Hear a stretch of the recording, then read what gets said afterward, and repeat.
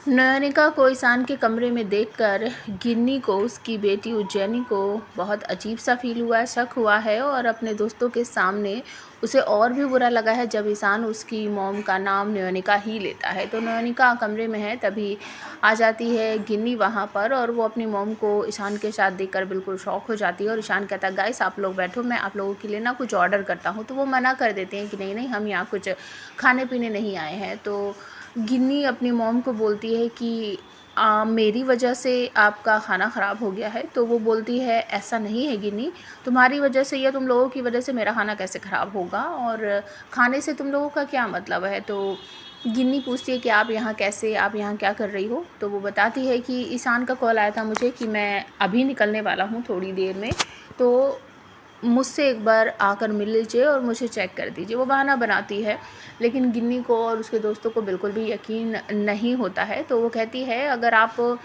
अभी जाने वाले थे और मॉम यहाँ पर थी तो आपने नीचे रिसेप्शन पे ये क्यों बोला था कि मुझे किसी से नहीं मिलना है।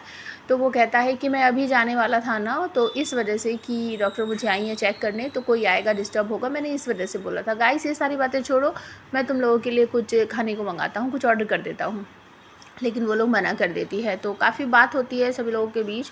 उसके बाद नयनिका बोलती है कि मैं जा रही हूँ गिन्नी, क्या तुम मेरे साथ चल रही हो। तो वो बोलती है, मॉम आप तो मेरे साथ आई भी नहीं थी और आपने मुझे बताया भी नहीं था कि आप यहाँ हो, तो मैं आपके साथ क्यों जाऊँगी, और वैसे भी मुझे वापस कॉलेज ही जाना है, तो मैं आपके साथ नहीं जाऊँगी, आप जा सकती हो। तो वो वहाँ से निकल जाती है और जैसे ही वो अपना बैग उठाकर निकलने लगती है तो ईशान उसको बोलता है कि ध्यान से जाना, आराम से जाना। तो नयनिका गर्दन नीची करके कमरे से बाहर निकलती है। तो ईशान कमरे के गेट तक जाता है और उसे कहता है, अपना ध्यान रखना। तो नयनिका भी उसको पलटकर बोलती है कि तुम भी अपना ध्यान रखना, और ईशान हाथ हिलाकर उसको बाय का इशारा करता है। नयनिका बड़ी उदासी होकर वहाँ से निकल जाती है और जब वो बाहर आती है तो उसके हस्बैंड का फ़ोन आता है, नील का, और वो अपनी बेटी के बारे में उससे बात करता है कि पता नहीं उसका बिहेवियर कैसा हो गया है, मुझे ऐसा लग रहा है उसकी परवरिश ठीक से नहीं हो रही है, सभी लोगों के साथ बड़ी रूडली बिहेव करती है वो। तो नयनिका रोने लगती है और कहती है कि ठीक है, अगर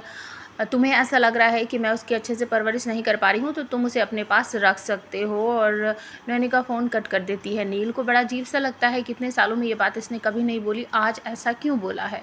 और जब वो घर वापस जाती है, गिन्नी भी सब कुछ करके जब रात को वापस आएगी तो डाइनिंग टेबल पर बैठी हुई वो सभी लोगों के सामने ये बात बता देगी कि आज वो नील से मिलने गई थी और वहाँ पर उसकी मॉम थी। ये बात सुनकर उसे बहुत बुरा लगता है और उसकी सासू माँ और उसकी जो छोटी देवरानी है वो काफ़ी सारे सवाल उससे पूछने लगती है। नयनिका रोने लगती है।